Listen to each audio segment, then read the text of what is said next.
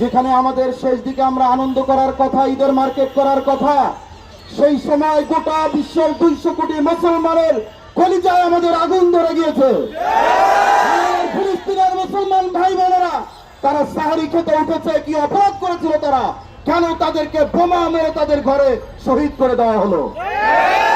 সুতরাং পাশ্চাত্যের মিডিয়া, পশ্চিমা মিডিয়া, আমেরিকা আর ইসরায়েলের দোসররা, তোমরা সতর্ক হয়ে যাও, গোটা বিশ্বের মুসলমান তোমাদের প্রতিরোধ করবে। আমরা পঞ্চগড়বাসী জানিয়ে দিতে চাই, মনে করবেন যে আন্দোলন করে কি লাভ? এটাই লাভ, কিয়ামতের দিন যদি আল্লাহ বলে তোমার সামনে মুসলমান ভাই বোনেরা মার খাইলো, শহীদ হলো, তোমার কি মুখ খানো ছিল না জবাব দেওয়ার মতো?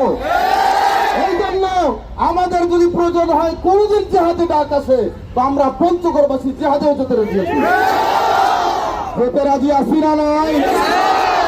ভাইরা আমার, দুঃখ লাগে যখন ওই ভিডিও দেখেছি আমি, ছোট্ট শিশু, সে একটা রুটি নিয়ে বের হয়েছে, আন্তর্জাতিক জার্নালিস্ট, সাংবাদিক, তার কাছে রুটিটা নেওয়ার পর খোলার পরে তাকে ভিতরে গাছপালা, গাছের পাতা সে মোড়া, ওই রুটিটা গাছপালা দিয়েই, পাতা দিয়েই খাচ্ছে।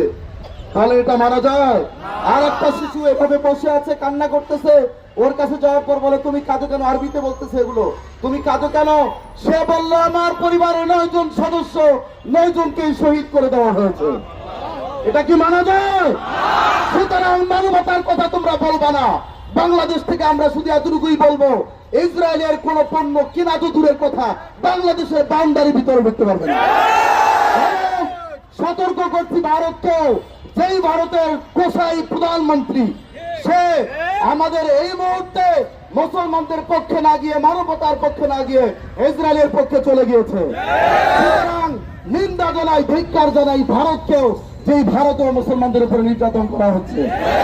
আল্লাহ তাআলা আমরা রোজা মুখে ফরিয়াদ জানাই, আল্লাহ আপনি মুসলমানদের উপর রহমত করেন, আল্লাহ আপনি গাজাবাসীকে বিজয় দান করেন, আল্লাহ ফিলিস্তিনকে আপনি বিজয় দান করুন। আসসালামু আলাইকুম ওয়া রাহমাতুল্লাহ।